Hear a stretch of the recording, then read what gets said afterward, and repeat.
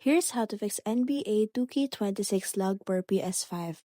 So the first thing that you're going to do is go to the settings options of your PS5, and then after going to the settings option, you will be able to see there the network options. Once you have already seen the network options, what you need to do is to click on that. After clicking on that, you will be redirected on the page where you will see there the connection status. Now what you need to do is to click on the connection status. What you need to do is to make sure that you are connected to the right network, because lagging means that you have a slow network internet connection that is connected to your PS5.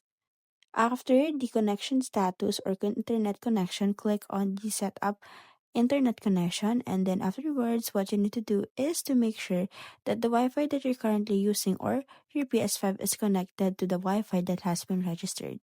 And now you can go ahead and check if your 2K26 NBA is still lagging.